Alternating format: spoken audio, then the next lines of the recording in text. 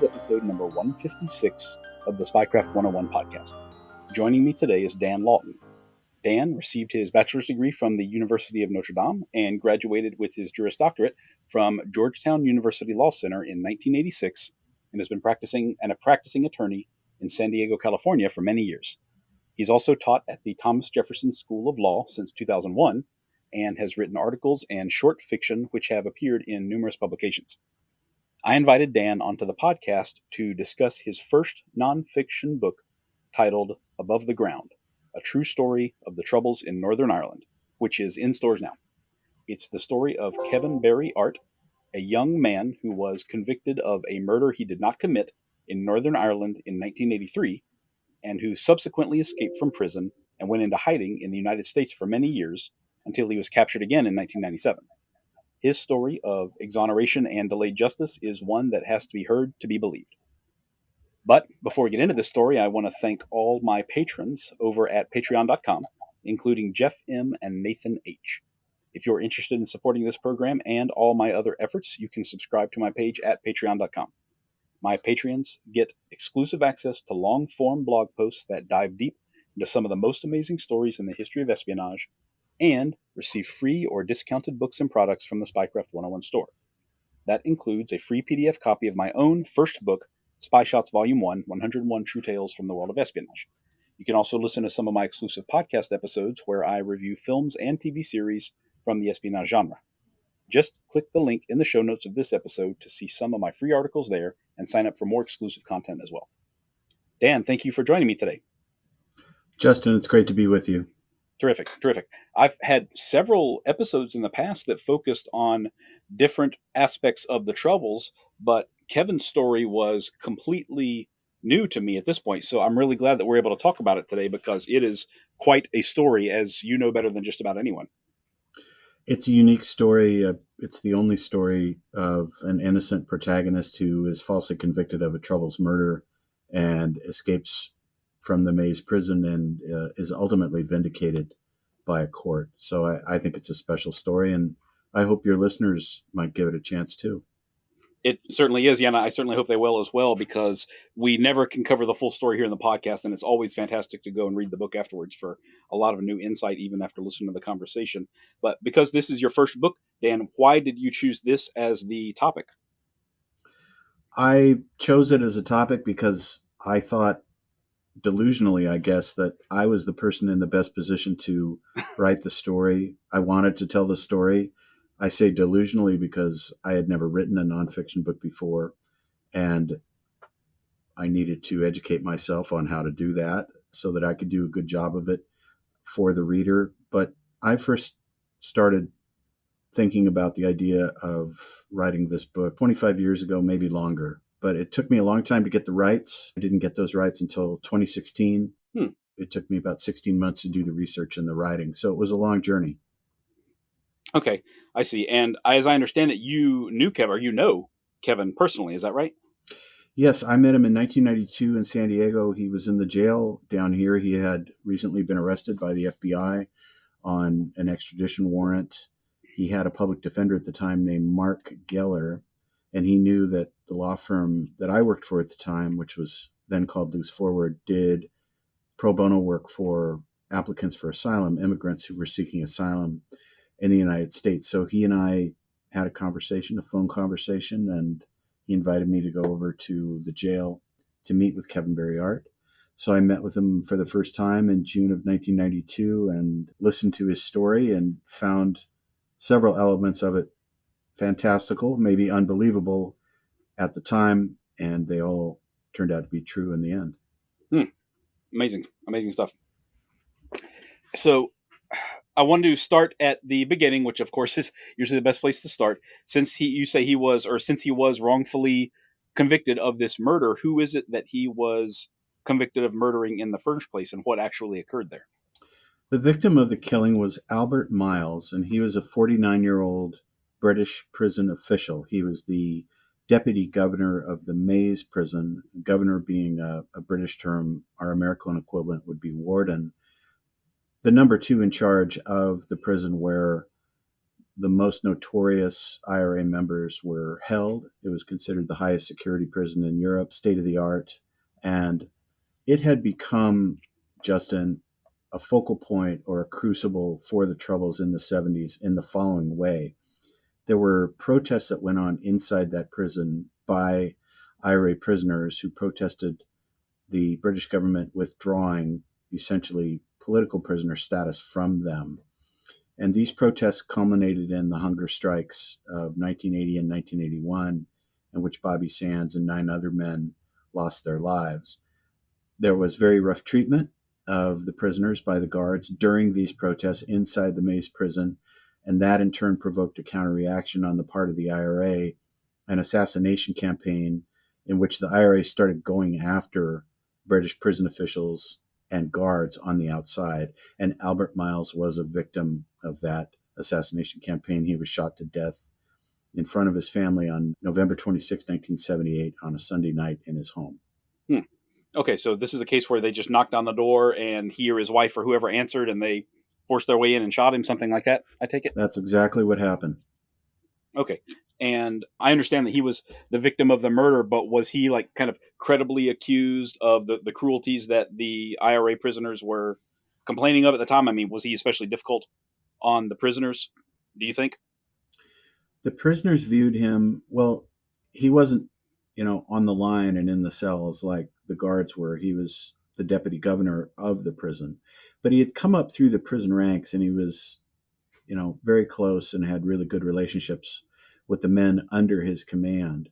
And those men committed abuses of prisoners, tortured them, beat them, subjected them to other forms of privations. And fairly or unfairly, Albert Miles was viewed by the prisoners as either having ordered it or tolerated it. And the truth probably lies somewhere in between those two things. Okay, I see. Well, as the assistant governor or the warden, as we would say here, I mean, certainly they are responsible in a broad sense for what occurs within the prison, on a daily basis, no question about it. But was he targeted because he was someone they could get to, do you think, or because he was one of the guys who was most responsible in the eyes of the IRA for the mistreatment of the prisoners there? The IRA viewed him as responsible for the rough treatment that the prisoners received during the protest years. And he lived in a mixed neighborhood in North Belfast, so it wasn't a loyalist enclave. It was easier to get to somebody in a neighborhood like that than it would have been in a hardcore loyalist stronghold type neighborhood. So I think it was a combination of both of those things that you said, Justin. Okay, I see. And of course, I know that the Troubles were a very long period of violence, but was his murder, was it the start of a spree? Was it especially shocking for how it occurred? Was there anything extremely notable or unusual about it at that time that it occurred? There were a fair number of what I would call doorstep murders going on during that time in that area of Belfast. I remember visiting in 2018 and going to 8 Evelyn Gardens, which was the scene of the murder, and visiting with the lady that owns the house now and speaking to her about her feelings about, living in a house where this notorious murder had happened. And she didn't shrug her shoulders, but she said, there was a lot of that going on at that time, in the neighborhood. I remember it well. Thank God those times are over, but it didn't really bother us as far as buying the house. The murder did make national news. The IRA was quick to claim responsibility for it. Government officials were quick to condemn the IRA for the murder. So it had a very high profile. Albert Miles was a high profile British prison official, and so his murder was high profile as well during a time of the Troubles that were really bad. Not as bad as 1972, but certainly among the darkest days of the Troubles. Okay, I see. And did this murder or this campaign of murders, did it have the desired effect for the IRA at the time? Like, did conditions improve within the maze or elsewhere? Or was this just, violence begetting violence, so to speak?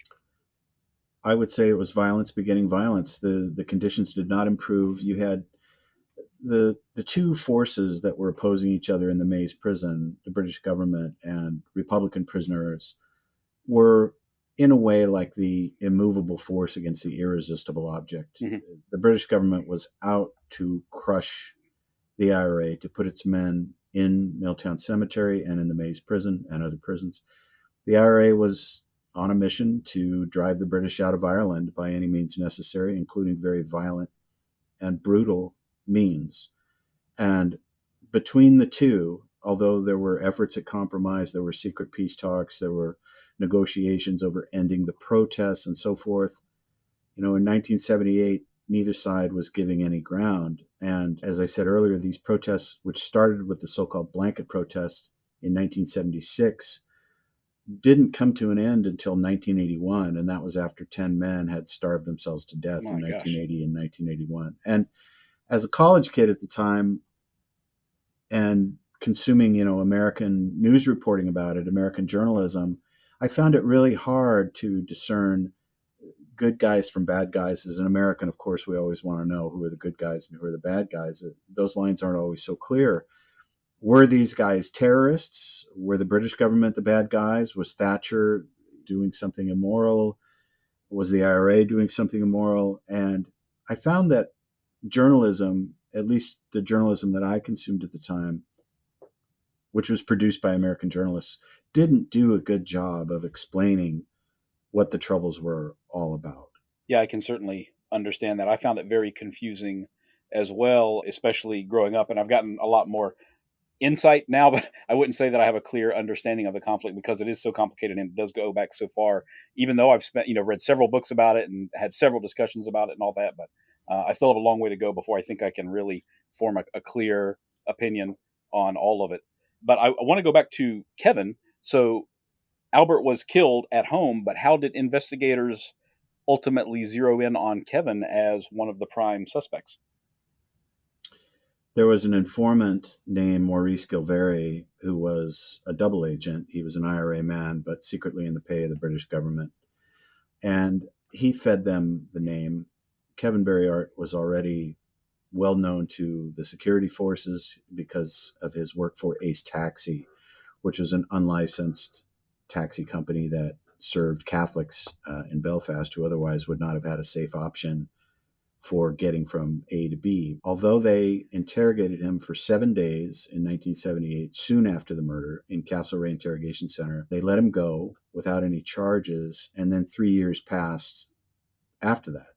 They didn't develop any leads, but Christopher Black, who was an IRA man who was arrested in 1981, made a sweetheart deal with the authorities inside Castlereagh, with the detectives there, and that set off a chain reaction of accusations and confessions, which prompted the arrest of a number of people, including Kevin Barry Artt, who was taken back to Castlereagh for a second bout of interrogation, which culminated in his false confession in December of 1981. And that confession wound up being the sole piece of evidence that was used against him at the ensuing trial, which took place in 1982 and 1983. Okay. So you said he was an unlicensed taxi driver at first. Did he have any known connection already to the IRA? Was he a sympathizer, or his brother was in, or already a member of one of their cells or something like that as well, or I just a would taxi call driver? him I would call him a sympathizer. Justin, he grew up in a fairly affluent environment. He had as a dad, John Artt, who was a successful businessman, and a loving mother, Maeve Artt, and they lived in White House, which was a suburb to the northeast of Belfast. And his parents really tried to shield him from news of the troubles, from any discussions about politics in the house. But Kevin left home when he was 15 years old. He'd had a row with his mother over his girlfriend, Lorraine Keenan, who came from a Republican neighborhood in the New Lodge area, which was viewed as a Republican stronghold. And Kevin moved in with her family, and the family was a Catholic family. And Stevie Keenan, who was Lorraine Keenan's brother, was viewed with great suspicion by the security forces. They believed he was in the IRA. And Kevin, for the first time as a teenager, started to experience the heavy hand of security forces on the streets, and he started to develop empathy and sympathy for the Republican cause, because for the first time he was experiencing it firsthand, what it meant to be really a member of an oppressed minority. And there did come a time when he tried to join the IRA and was told no. Interesting. So he was just a taxi driver at the time of the murders, and you said that ultimately the second time he was picked up, he did confess. Was that just a matter of being pressured into doing so under duress, or what happened exactly? I mean, that is pretty damning, of course, to make an actual confession while in custody. Sure. Pressured under duress is an excellent way to put it. In Castlereagh at the time, coerced confessions were quite commonplace and were the basis for many convictions that came out of the diplomat court system. And as an American, again, I had been conditioned to believe that innocent suspects don't confess to being guilty to something that they did not do. I grew up watching police procedurals and police dramas like Columbo and Adam 12, Dragnet, in which the men of the LAPD were always on their P's and Q's. And if a suspect sneezed in the interrogation room, the detective would say, "God bless you," before he went to the next question. Under the emergency laws in Northern Ireland, it was nothing like that. There were no Miranda rights. There were no lawyers available for several days. Very rough methods were used to obtain confessions out of people. And in 2024, I continue to be amazed at the incidents of false confessions at the hands of police in California and other places. A recent case I read about in the LA Times involved a young man, Mr. Therese, who was induced by, I think, police in the city of Fontana to confess to the murder of his own father, who ironically was alive and well at the time. Such was the psychological pressure that were placed on him by detectives. These detectives were trained to get the confession. The confession, once gotten, was a game ender. You didn't have to go out and interview witnesses and collect forensic evidence. You had the confession. And the detectives in Castlereagh got a lot of them, and one of them was Kevin Barry Artt. Okay. Yeah, that's very understandable. And that Fontana case that you mentioned, I believe I saw something about that recently as well, because there's some video of the interrogation at that time, and that poor guy is clearly at wit's ends there when he did confess. So that's unfortunate, especially considering his father's still alive. I might have something to say about it. So Kevin, after the confession, he went on trial, and I don't really know anything about trial proceedings in United Kingdom, but did he not have an adequate defense at the time? I mean, did he have a solid alibi or witnesses to speak for him or anything like that? How did that work exactly? He did have a solid alibi. The alibi was of his by then former girlfriend Lorraine Keenan, with whom he'd parted on very bad terms after he impregnated the girl that he later married, Carmen Myers. Uh-oh. But Lorraine Keenan traveled from England as a young woman to testify in this court. I mean, imagine it with scores of police and soldiers with loaded weapons in the courtroom, staring her down. Of course, they raided her house, her family's house, 2 days before she took the stand, and took it apart to remind her of her place in society. And she offered a credible alibi, which was that she had been with Kevin Barry Artt that night and at the moment that Albert Miles was murdered. But that trial, Justin, really was a farce, and it wasn't the sort of trial that we would be used to learning about in an American court during modern times. The emergency laws removed a lot of the protections for defendants in a trial that we take for granted. For example, there was no jury in a diplock trial. The judge decided your case. This particular judge was a very ardent Orangeman, a unionist. He'd been the former Attorney General of Northern Ireland. And the trial that he conducted, which yielded 38 or so convictions and sentences that aggregated over 4,000 years, was considered to be so bad, so badly done, and so unfair that the Northern Ireland Court of Appeal reversed 18 of the convictions within a couple of years after the trial ended. Oh, wow. So it was not a trial that anybody in the British court system could be proud of. Okay. But he did have good representation. But as in any criminal defense, if the government is withholding exculpatory information from the defense, the tree that falls in the forest and you don't hear it. Can you put on an effective defense? And that did happen. There was exculpatory evidence that was withheld. I luckily stumbled into that evidence in 2019, thanks to Alan Miles, the son of the murder victim. And that exculpatory evidence wound up being the key to Kevin Barry Artt's ultimate vindication in the Northern Ireland Court of Appeal 4 years ago when they quashed his conviction at last. Wow. 2019. So well over 30 years after his original trial then. Right. Wow, my gosh. Stories play out over a person's lifetime. It's incredible. So I'm curious also, meanwhile, the actual killers of Albert Miles, were they still out there continuing their campaign against the prison officials, or had they been caught or killed in some other way? Or I mean, what happened? Did those guys just get away with it? Charles McKiernan was convicted of the murder of Albert Miles, and he served his time. And he was released, and he died in recent years of natural causes.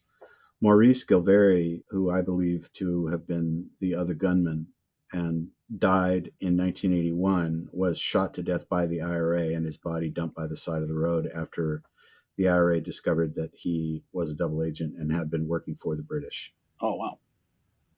Wow. Okay. There was a lot of that going on during the Troubles. That much I do know for sure. Well, the IRA had a counterintelligence unit. It was called the Nutting Squad, Nutting, Nutting, that was headed by a man named Freddie Scappaticci, who also recently passed away. And there's a terrific new book out about his career called Steak Knife that's out via Marion Press in Europe.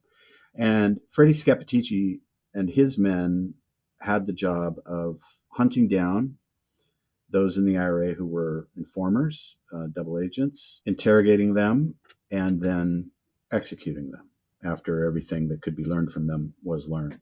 And Maurice Gilvary was one of those. Ironically, there's a pretty good case to be made that Freddie Scappaticci himself was a double agent in the pay of the British government during the entire time that he was working as the head of the Nutting Squad.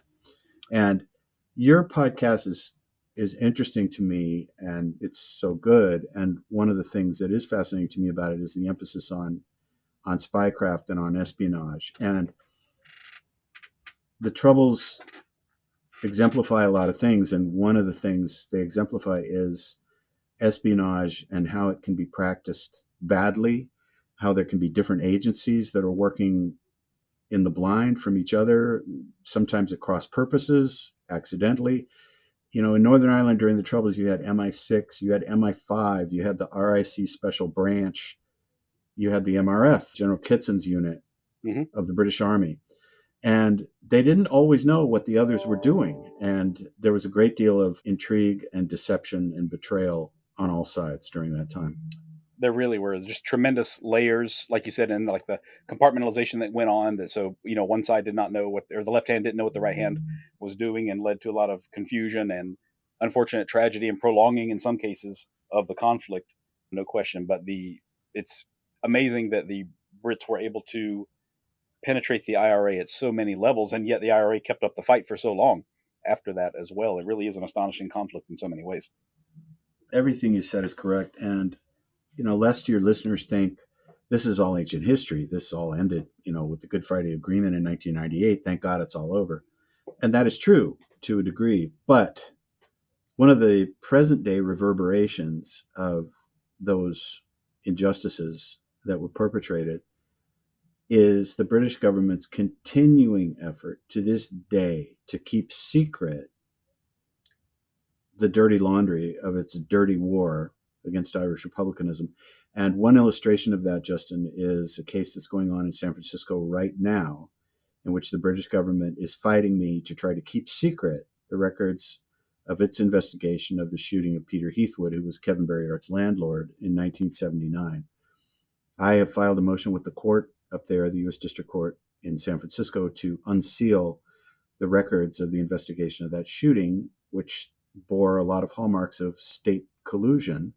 And the British government, with the help of the U.S. Attorney's Office, is fighting it tooth and nail. And we're going to have a hearing on that next week, July 11th. So, yes, the Troubles are over, but the effort to sanitize, to keep secret, to prevent the public from learning the truth continues in 2024. Incredible.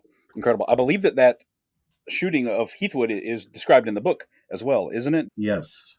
I guess that Kevin thought that he was the target at first, but maybe you're saying he wasn't the target. It was actually his landlord that was, or was it a mistaken identity kind of thing? Kevin Barry Artt was absolutely the target. Okay. And there was a constable on the scene in the moment, unprompted, who said, you shot the wrong man. Art lives upstairs. Oh, right. So Peter Heathwood, the landlord, the luckless landlord with the bad luck of being in the wrong place at the wrong time, got shot and paralyzed. And Kevin Barry Artt was unharmed on that occasion. He's still alive today, is Peter Heathwood. He lives in Coolock, Northern Ireland. He was paid a large settlement by the British government in 1981, which gave him the money on the condition, one of the conditions of the settlement being, we're not going to tell you who shot you or why they shot you or who ordered it. Well, if the files of this investigation, which are sitting in the courthouse in San Francisco, should show the answers to some of those questions, I hope that Judge Donato will help us find those out so that I can deliver that file to Peter Heathwood and he can know before he dies something more about why his life was turned upside down than he knows now. Incredible. I'm definitely going to keep up with that story in that case. That's fascinating stuff. It is amazing how this stuff plays out. And one thing I've noticed just in a very broad sense from talking to British historians and that sort of thing is it's a little bit of a tangent really, but they absolutely hate to declassify anything for almost any reason. It seems like they keep everything from World War I on still classified at every possible opportunity. It seems like, and I don't really understand the logic behind it, but it seems like they have a very unified front when it comes to declassifying any sort of intelligence work. That certainly was my experience, Justin, when I was doing the research for my book. And if you think it's hard getting interviews with former IRA men about some of the things that they did during the Troubles, it was a cakewalk compared to trying to deal with the British government, getting documents out of them. Maurice Gilvary has been dead since 1981. And to this day, the British government won't acknowledge that they do or don't have records on him, much less, that he was in the pay of the British government at the time. Wow. I've never seen such zeal in maintaining secrets in my experience, and as a lawyer, I deal with people all the time that don't want to part with information. You serve them with a subpoena. They don't want to give you the documents. You sit them down to question them in a deposition. They don't want to answer certain questions. You might have to go to the court to get an order requiring them to answer. But the British government beats all of them in cleverness, in zeal, in energy devoted to suppressing truths which it wants to maintain secret. Wow. That's unfortunate, very unfortunate for people in your position and people in my position, because I'm really just interested for the history of it. But, you have the opportunity to potentially change lives and kind of heal people in a certain way. And, that opportunity is being prevented currently. I hope that a federal court in San Francisco would not see any sense in helping the British government to continue to do that. But this is an area, Justin, in which there's not a lot of case law to guide the court. Our government does have what it calls a special relationship with the British government, a relationship that's very important to both governments and is of long standing. And federal judges are not unaware of that relationship. Judge Legg, who was the judge who presided over Kevin Barry Artt's case in California, was certainly aware of it. And he gave me an interview in 2018, sat down, was very generous with his time. And it was clear to me during that interview that he was quite deferential to the British government and quite sensitive to the possibility that a ruling that he might make that could damage the diplomatic relationship between the two countries was something that he wanted to avoid. Well, that's unfortunate for the individuals impacted by all of that, certainly on the smaller scale. Amazing stuff. It's really is incredible to me that all of this is still going on in a very real sense, Dan, and you're right there at the epicenter of it. So I want to go back to Kevin. After his conviction, he himself was sent to the maze, wasn't he, which you mentioned earlier? Yes, he arrived there on August 5th, 1983, and was immediately told his time there would be made as difficult as possible because His jailers were all friends of Albert Miles, who was very popular among his subordinates. Yeah, that's kind of shocking to me just from an American perspective that I would not. My initial reaction would be that they would not send an American prisoner back to an American prison under similar circumstances. Like a judge would pretty easily be convinced that that would not be a healthy place for that prisoner to learn the error of their ways and reform themselves. But I guess that was basically the only place that these so-called hardened IRA guys could be sent, right? Because it had been built specifically for them. It really was dissimilar from the prison system that we have here in 2024, in that these men were not viewed by the government as anything other than terrorists and the IRA a criminal gang. And courts and prisons existed for the purpose of crushing the IRA, with whom the British government was at war. And in California, we have the Mexican mafia, we have, the Salvadoran gang, MS-13. But the IRA was quite a ruthless organization that was going after British government officials, including Margaret Thatcher herself, whom it nearly assassinated at a Conservative Party conference. And the notion that Kevin Barry Artt should be sent to a different prison because, he might be in some kind of a danger, it just would never have occurred Yeah, to Basil Kelly or to anybody in the prison service at that time. I see. I see. And the maze was called the maze because of its kind of unique architecture. I understand, like the prisoners didn't even know where the entrances and exits were. Did they not? Something like that, I believe. The name of the maze did not relate to the design or the Oh, really? architecture. However, you are correct in that the prisoners were prevented from seeing any part of the prison because the prison service obviously wanted to make it as escape proof as possible. Indeed, it was escape proof until that crazy day on September 25, 1983, when the escape occurred and Kevin Barry Artt and 37 other men made it out. It was a very tough escape from a prison that was on a British military base. And there were several gates and walls that an escapee would have to pass, and a tremendous amount of distance that a man would have to travel just to get to the exterior wall. And the fact that they pulled it off to this day just remains one of the most improbable and fascinating stories of prison escape, I think, anywhere. Yeah, it truly is. And I was astonished by that part of your book. And that's a major, major section of your book, of course, Dan. But for those of you who are going to pick it up after this and read it, it's just incredible set piece, like you mentioned. And, normally, Dan, I hate to use this phrase because it's such a cliche, but it really did feel like a movie and deserves to be a movie. That escape, all the different ways that they came together and all the different obstacles that they overcame, and this tremendously intricate plan and how it started to go wrong at the end, and just incredible stuff. So, if you don't mind just very briefly telling us at least a portion of that, but 37, 38 guys escaped out of the inescapable prison, it seems like. And can you just briefly talk about how that happened? Well, sure. One of the many difficulties about the maze was it was like a Russian doll. There were walls within walls and checkpoint after checkpoint. Tunneling out was something that was tried. It had been tried and failed several times. The British had ground penetrating radar. And so Larry Marley thought up an original idea, which was to hijack a kitchen truck. There was a truck that went around from cell block to cell block. Each cell block had its own kitchen and cafeteria facilities. And so the idea was if you could hijack that truck, overpower the guards, get the truck, take the guards' uniforms, incapacitate them, tie them up, put hoods over their heads.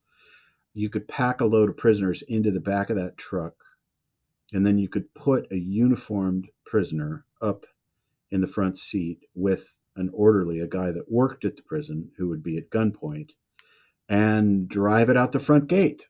Sometimes, the guys that drove the kitchen trucks were allowed to take them off the property if they had permission to do it. And that was the plan. It was fairly ingenious. Of course, they had to get weapons into the maze, which was sort of a small miracle in itself that they managed to get several handguns smuggled in there, or parts of handguns that they later assembled into handguns, made homemade silencers, a couple of homemade silencers, ammunition, all of it.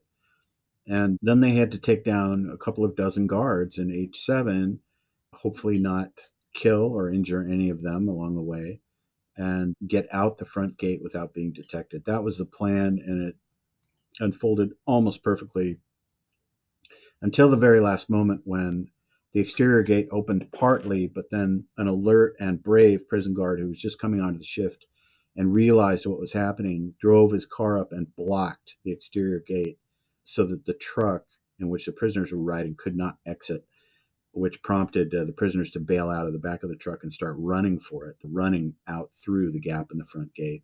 And that's when, soldiers and guards started shooting, sirens going off, all of it, quite a scene of pandemonium that you can imagine. Yeah, incredible. So did 100% of the intended escapees escape, at least, temporarily, or did a bunch of them get stuck inside in the pandemonium? 38 men made it out. 19 of them were recaptured within 48 hours. 5 of them made it to California. One of them was extradited, Jimmy Smith. Another one was deported, Paul Brennan. A third one, Tank McAllister, died of natural causes. They never found him. He married an American girl and raised a family in San Francisco and was never discovered. And Kevin Barry Artt and Terry Kirby are still there. A number of the men who had escaped did not leave Ireland. In fact, most of them did not. And several of them returned to active service with the IRA very promptly. And some of them were killed on operations by British troops. So these men became, the most hunted fugitives by the British government anyway in the world. And the search for all of them went on until there weren't any more of them to hunt down. Wow. Wow. And so the guy you mentioned, McAllister, that married and lived quietly after that, he was just about the only one that escaped with zero repercussions after that then. He was the only escapee that never appeared in the public eye again out of all 38. Yeah. Incredible. Incredible. So Kevin, however, after he made it to California, he did have several good peaceful years there, right? Before he came up under the spotlight again, so to speak. He sure did. He landed in San Francisco and pretty quickly decided that that was not a good place for him to stay because San Francisco had a large Irish immigrant community, still does to this day. And it was known that the FBI would troll the Irish pubs hoping to pick up some information about May's escapees.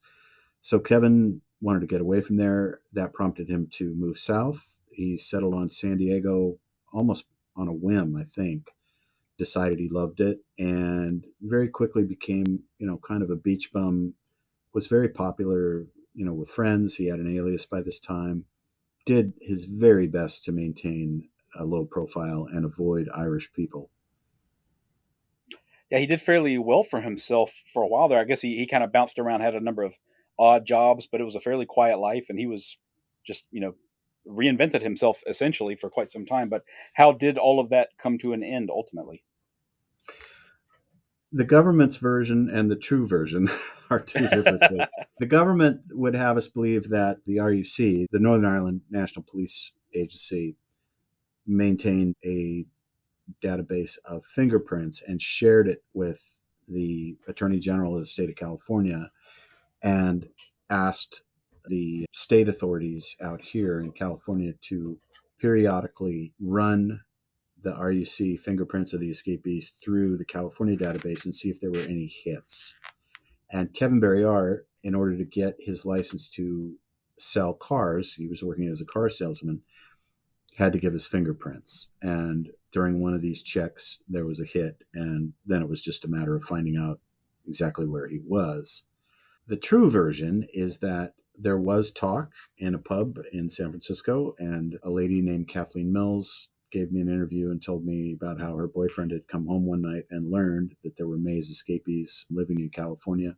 There was an FBI agent by the name of Stockton Buck who started an investigation based on that information and tracked down 2 men, Jimmy Smith and Kevin Barry Artt, who had applied for passports in Redwood City using birth certificates in the names of Kevin Cohane and Patrick Cohane, who were a pair of twins who had died in infancy years earlier.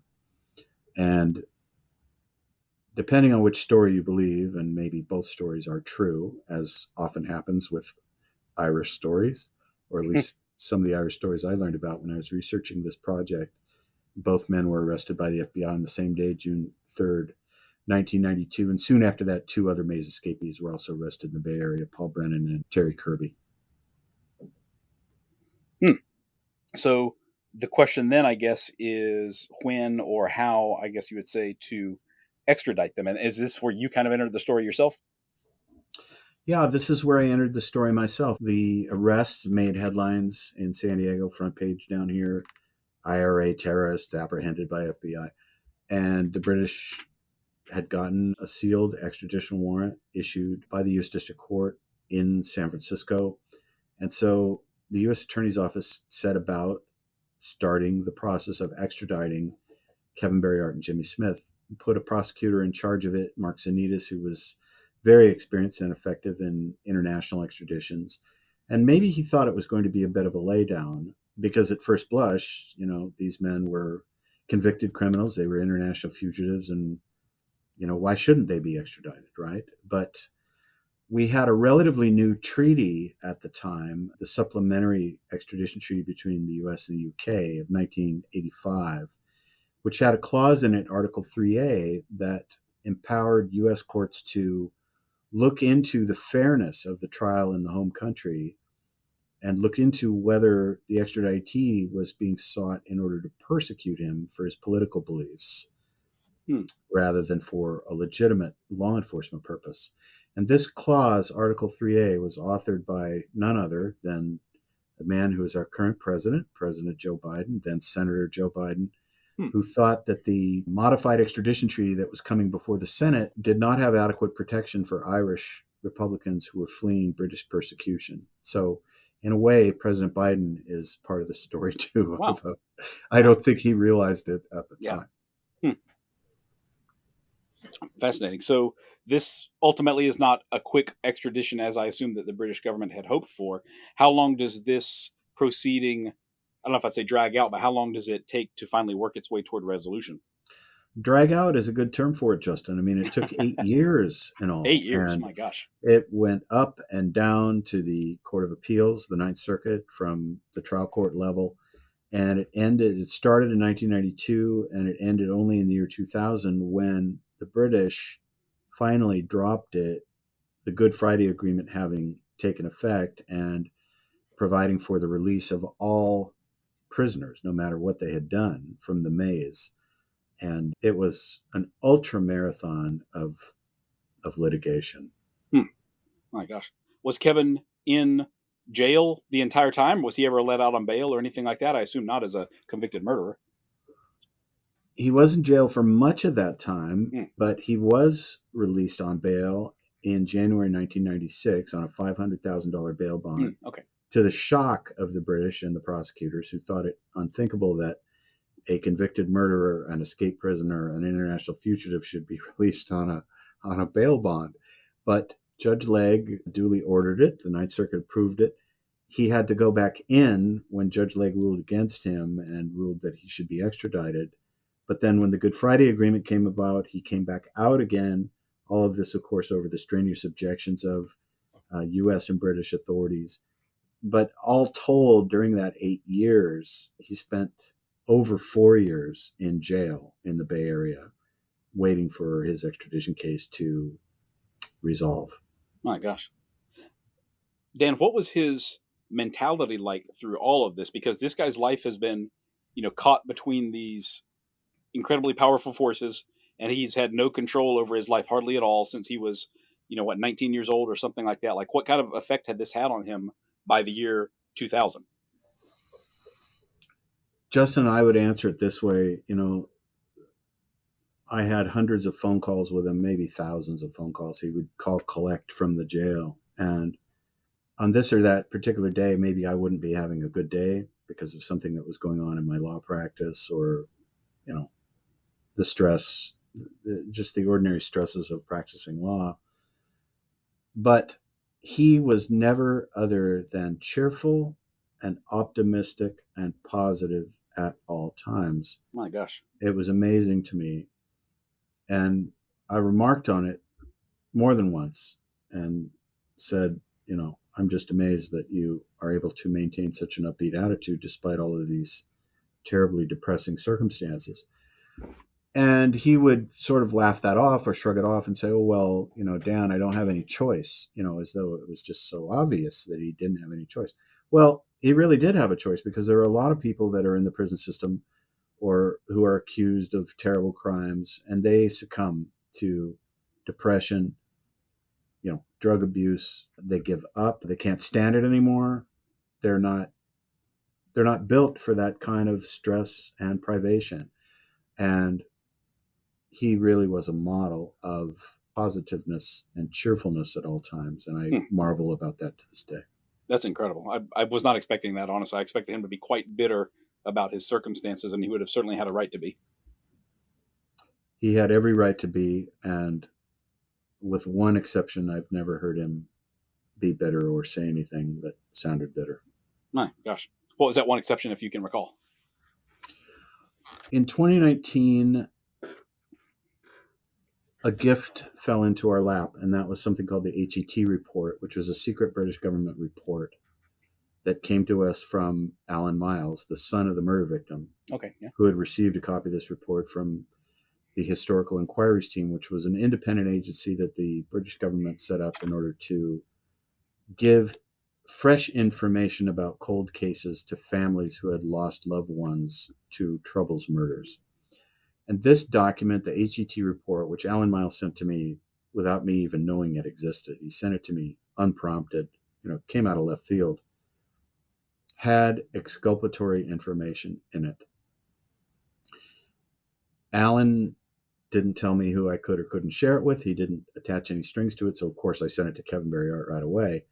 And he sent it to his lawyers in Northern Ireland right away.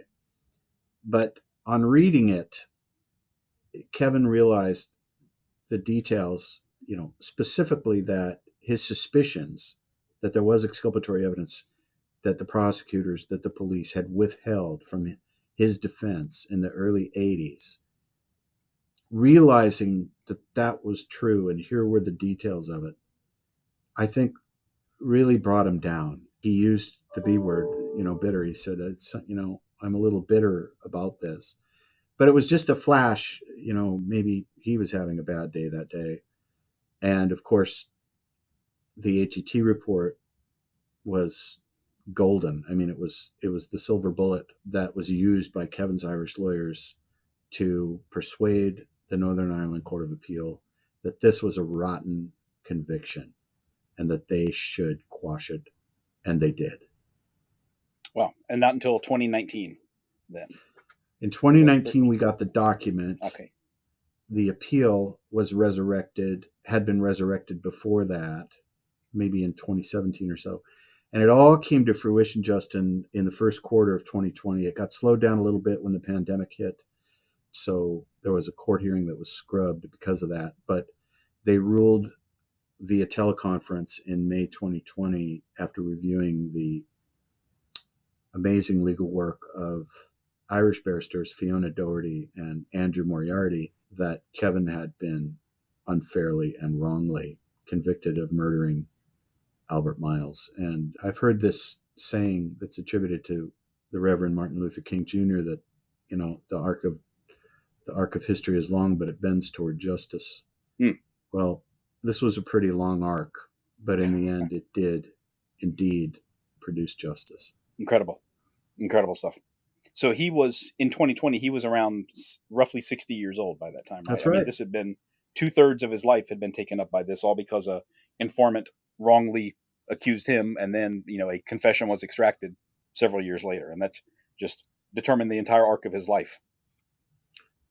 That's exactly right. Man, and my gosh. Think of the other lives that were also, damaged by those same things that you mentioned. His mom and dad, who had to say goodbye to him at a safe house in Donegal in 1984. His son, Barry Paul, who was a toddler at the time that he was arrested. His wife, Carmen, Peter Heathwood, who got shot through the spine because he was thought to be Kevin Barry Artt by the gunman who broke into that house.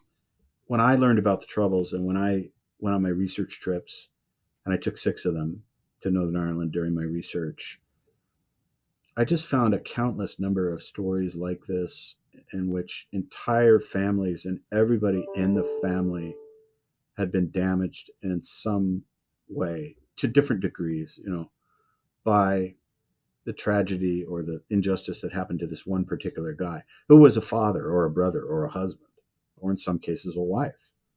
Those reverberations are still with us today. Yeah, certainly true. Really is terrible. The just almost an unlimited number of tragedies that have played out, across a lot of these events that we talk about here in the podcast. But they affect people for a lifetime, but they don't make it into the history books hardly ever. And people's lives are, they leave these scars behind, these emotional, physical, mental scars on people forever. And we barely even know about them. And there's so many of them out there. It's really, really tragic. And I'm glad that you mentioned his son Barry Paul.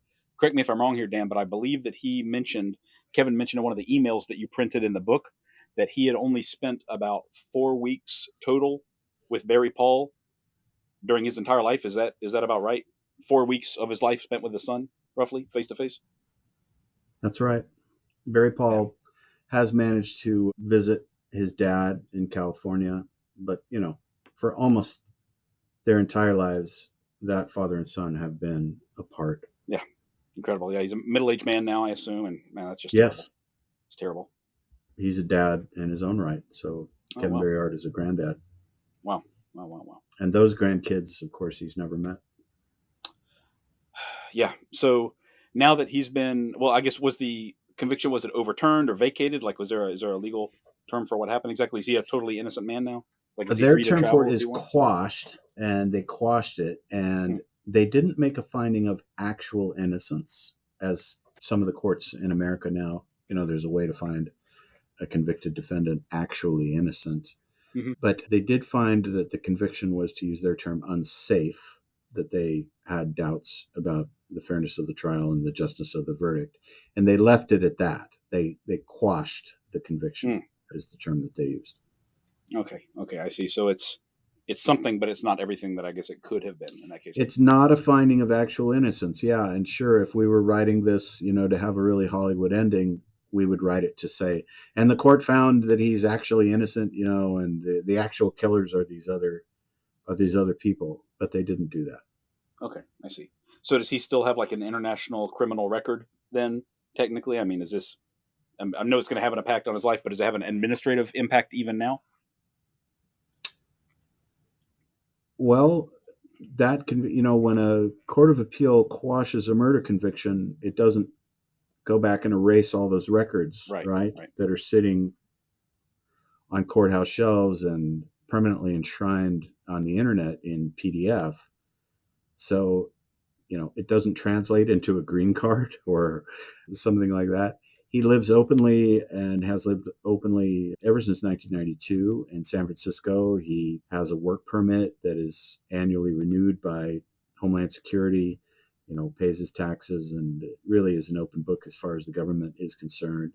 And he is certainly a candidate for a green card. And as I understand it, the White House is now considering a special program for so-called mixed status couples, where you have one spouse who is a U.S. citizen and the other spouse is not and doesn't have a green card. And this program would enable the non-U.S. citizen to get a green card, provided they met certain conditions, which he would certainly meet.